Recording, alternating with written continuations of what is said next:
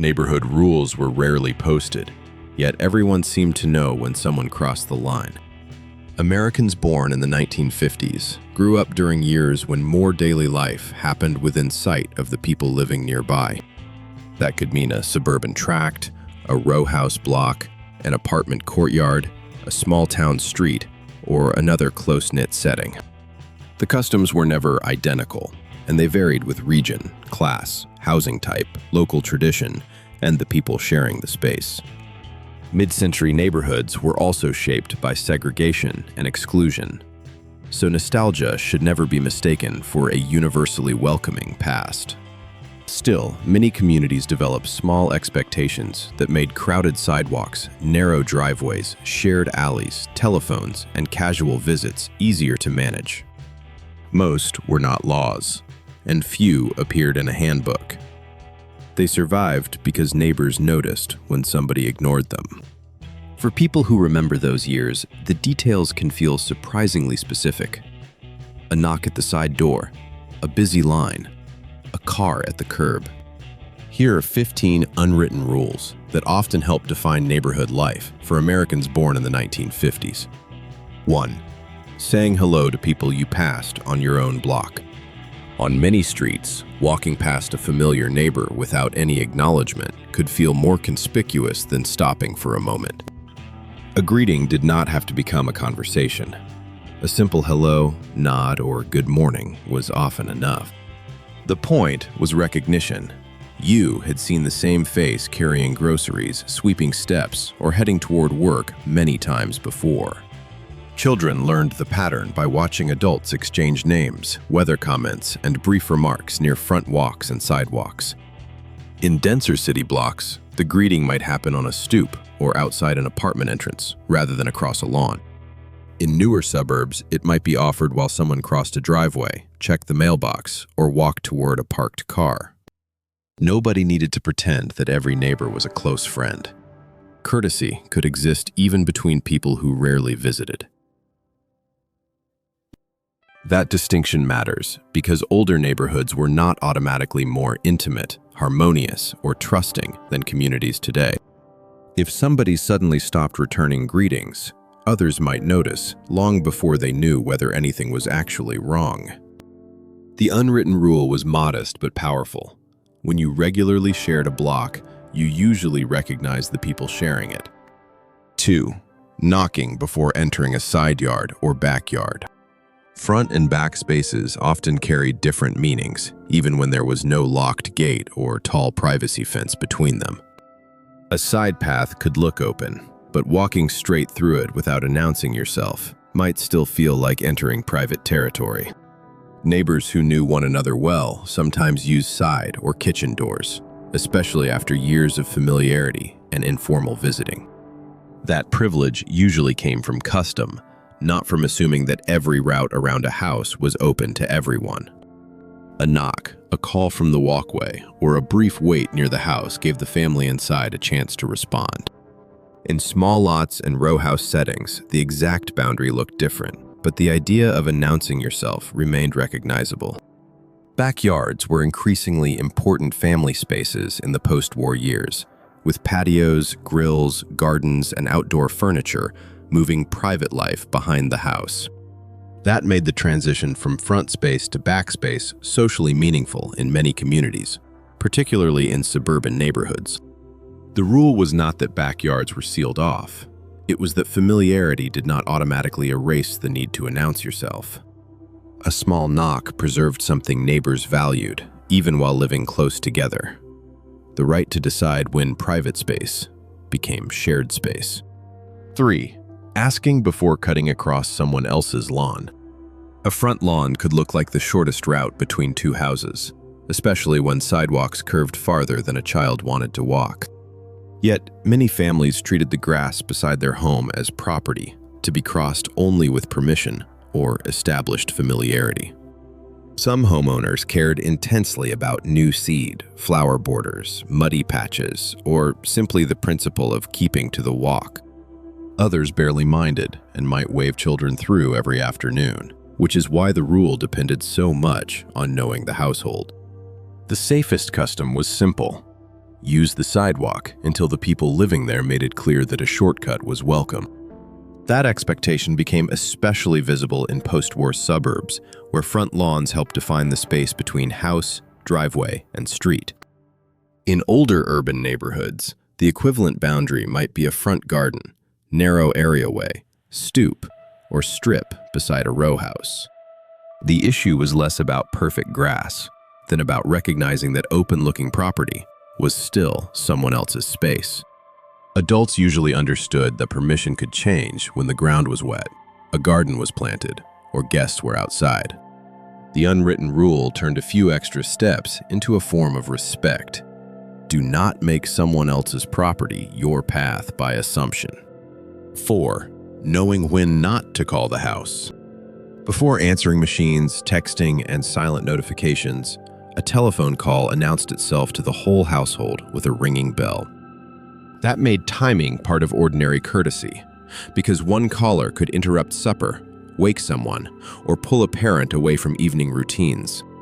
There was no national rule declaring one sacred dinner hour, and family schedules varied widely by job, region, and household. Still, many people learned to avoid calling around mealtime unless the matter seemed important or they knew the family's habits well. Calling very early on a weekend could feel equally intrusive, especially when the telephone stood where everyone in the house could hear it. Late evening calls carried their own weight because an unexpected ring after the usual social hours could make people fear bad news. Teenagers often discovered these boundaries more sharply as they began calling friends and became aware that a parent might answer first. The rule depended on familiarity. Close friends could have different expectations from people who only knew one another across the street. What mattered was imagining the household on the other end before lifting the receiver and dialing. Good telephone manners began before anyone said hello. They began with deciding whether this was a reasonable moment to make the phone ring. 5. Leaving enough sidewalk for other people to pass. Neighbors' sidewalks doubled as routes, meeting places, play edges, and the spot where two people could unexpectedly stop to talk. That flexibility worked better when everyone remembered that the concrete path still belonged to people trying to get somewhere. A cluster of adults could step aside for a parent with a carriage, an older neighbor, a delivery man, or children headed home. Kids spreading toys or chalk games across the walk often learned to clear a lane when someone approached. Suburban sidewalks were sometimes quieter, and some developments had none at all, so this custom was never a universal American experience. Where sidewalks existed, however, taking up the entire width could read as thoughtless even when nobody said so directly. People paused beside steps, fences, tree lawns, or driveway edges, rather than forcing every passerby into the street. The rule was especially visible when neighbors lingered to talk, because conversation could easily turn a public path into a private circle. Moving a foot or two aside was an ordinary courtesy that required no introduction, invitation, or favor in return. It was shared space etiquette in its simplest form. Enjoy the sidewalk, but remember that somebody else still needed to get past. 6. Never blocking a neighbor's driveway. Post-war suburban life became increasingly tied to the automobile, making a clear driveway more than a matter of neat appearance. In many households, one car carried a worker to a job, a parent to errands, or the family to appointments and weekend obligations. A visitor who stopped across a driveway could turn an ordinary departure into a search for whoever owned the car. The problem was obvious enough that people often watched where guests parked, even when the street offered little convenient space. Driveway shapes varied from narrow strips beside older houses to wider suburban aprons, and many city households had no driveway at all. Where they did exist, blocking one without permission was an easy way to create irritation between otherwise friendly neighbors. The courtesy became more important as car ownership expanded and neighborhood streets filled with more vehicles during the 1950s and 1960s. Someone staying only a minute might be tempted to stop wherever there was room, but the neighbor inside could be leaving at that exact moment. Families hosting visitors often tried to prevent the problem before it happened by directing cars towards safer curb space. The unwritten rule was practical and immediate. Another household's route to the street should remain open unless they had agreed otherwise. 7. Party line telephone. Courtesy where lines were shared. In some communities, especially rural areas and smaller systems, several households could still share a party line telephone connection. That arrangement required a kind of neighborhood courtesy that disappeared as individual lines became more common. Telephone directories and company pamphlets reminded subscribers to listen first, keep calls reasonably short, and give other parties a chance to use the line. Picking up the receiver could reveal that someone else was already talking, which meant the polite response was usually to hang up. Long conversations could inconvenience several households because nobody else on the shared circuit could freely place or receive a call. Telephone companies even advised users to leave time between calls instead of working through a long list without a break. Emergency needs added another reason not to monopolize the line, particularly where the telephone was one of the few fast ways to summon help. This experience was never shared by every American born in the 1950s. Many urban and suburban families had private lines.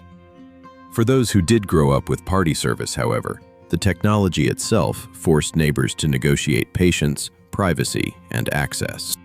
Few household objects made the meaning of shared community infrastructure clearer than a telephone line that literally belonged to more than one home. 8. Using the front door until you were invited to use another. Which door a visitor used could quietly reveal how well two households knew each other.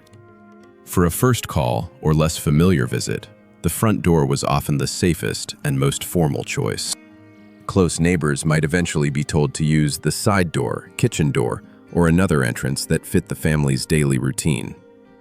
That change could feel like a small promotion, from public acquaintance to somebody trusted within the household's informal rhythm. The exact custom varied enormously with house design, climate, region, and whether a building even had more than one practical entrance. Apartment residents, row house families, and people in older city neighborhoods naturally lived with different doorway conventions from detached suburban households. The rule was, therefore, not about a particular architectural style. It was about waiting for the household to define its own informal entrance. Walking around to a back door without that invitation could feel overly familiar, even if the visitor meant no harm. Once the custom was established, however, using the side or kitchen door might signal comfort rather than disrespect. Neighborhood closeness had layers, and sometimes the simplest sign of those layers was the door a visitor knew to use. 9. Giving advance warning when guests would crowd the street. A backyard supper, birthday, card game, or family gathering could suddenly put several unfamiliar cars along an otherwise predictable residential street. The event itself was private, but the parking spilled into shared space where nearby households immediately felt the difference. Courtesy sometimes meant telling the closest neighbors beforehand that extra cars might appear for an evening or afternoon. That warning was less an invitation than a way of preventing confusion over driveways, curb access, and unfamiliar vehicles. Parking customs varied widely, and public curb space did not legally belong to the house standing behind it. Yet neighbors could still develop expectations about how long vehicles stayed, whether a driveway remained clear, and whether someone had explained the unusual crowd. This is where the rule differed from the block parties and community gatherings remembered elsewhere. The story was not the celebration. The story was the small knock beforehand, saying that relatives were coming, and the street might be busier than normal. A few minutes of warning could prevent an ordinary gathering from becoming a source of resentment between households. The unwritten rule recognized a basic truth of neighborhood life. What happened inside one property could still affect the people immediately around it. 10. Making things right when your family damaged someone else's property. A broken window, bent screen, trampled flower bed, or scratched car could test neighborhood relations faster than almost any formal rule. Children were often involved simply because so much recreation happened outdoors and close to houses, yards, and parked vehicles. The expectation was not that accidents never happened. It was that somebody acknowledged the damage instead of disappearing. A child might be sent home to tell a parent, or a neighbor might walk over, holding the evidence of what had happened. Then came the uncomfortable but important part: an apology, a conversation, and some agreement about repair or replacement. Families handled money and responsibility differently, so there was no single American formula for what happened next. Some parents paid immediately, some asked a child to help with the repair, and others worked out an arrangement directly with the neighbor. What mattered socially was owning the problem before it turned into a story about people who refused responsibility. The rule taught that living close together created obligations as well as companionship. Neighborhood peace often depended less on avoiding every mistake than on what people did after one of those mistakes became impossible to ignore. 11. Respecting shared alleys, walkways, and common driveways. Not every neighborhood was divided into neat private rectangles with a separate route for every household. Older blocks often relied on alleys, narrow passages, shared driveways, rear access lanes, or walkways used by more than one family. Those spaces created their own unwritten expectations, because one household could inconvenience several others by treating the route as private property. Bicycles, boxes, garden equipment, or a parked car could narrow a passage enough to make ordinary movement difficult. Residents learned where things could sit temporarily and where they had to remain out of the way. Arguments could start over only a few feet of pavement because the boundary between ownership and practical use was not always obvious. Longtime neighbors often worked from habit rather than written agreements, which made newcomers especially dependent on local explanation. The best version of the rule was not territorial. It was cooperative. Use what you need without making the shared route unusable for somebody else. That could require more awareness in a dense city block than in a wide suburban street. But the principle traveled across many housing types. Shared space stayed workable only when everyone remembered the most important word in its description: shared. 12. Not picking flowers, fruit, or garden produce without asking. A branch hanging over a walk, or bright flowers near the property edge, could make the boundary between seeing and taking feel deceptively small.